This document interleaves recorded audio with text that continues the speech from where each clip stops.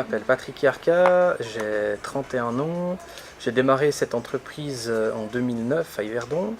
En 2013, j'ai ouvert un bureau d'achat qualité en Chine et on s'est aussi développé au Japon depuis l'année passée. On est une entreprise qui réparons les ordinateurs et les smartphones, donc que ce soit PC, Mac, Samsung, iPhone et autres marques. Et on offre également des prestations de services aux particuliers et aux entreprises pour le dépannage informatique. On est encore une des rares entreprises qui propose des services informatiques de réparation aux particuliers. Aujourd'hui, elles tendent à disparaître parce que c'est quelque chose qui devient de moins en moins rentable. Mais en fait, grâce aux filiales qu'on a pu développer en Asie, ça nous permet quand même d'avoir des revenus suffisants pour tourner. Donc pour nous, le client privé est important, c'est 97% de notre clientèle. Le client type qui vient dans notre magasin est attaché à son appareil. En général, il a des données importantes dedans. Beaucoup de nos concurrents en fait effacent tout le contenu du téléphone avant de faire la réparation. Et donc chez nous, c'est pas le cas. Donc ça, c'est déjà un point. Et puis on a aussi des clients qui sont soucieux effectivement de l'environnement. On entend souvent des clients qui disent ouais, mais aujourd'hui il faut toujours tout changer, tout racheter. Et donc moi je suis pas dans ce trend là, donc je préfère faire réparer mon téléphone même si c'est un ancien modèle.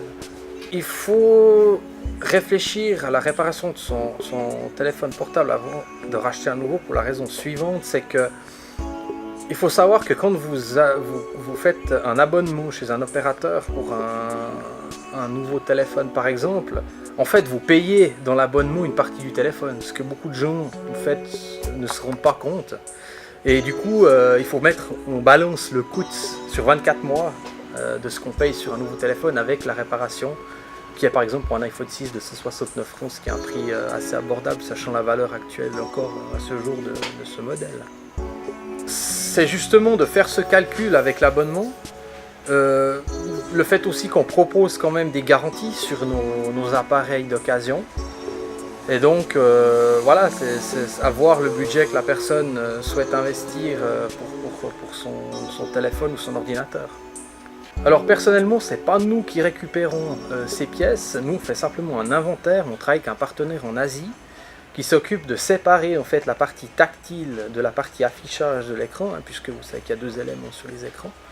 Et puis justement, dans la plupart des cas, c'est souvent la partie tactile, donc la couche du dessus qui est cassée, mais la partie affichage fonctionne parfaitement et donc ce prestataire remplace la partie tactile pour remettre sur le circuit en vente la pièce. C'est une prise de conscience finalement.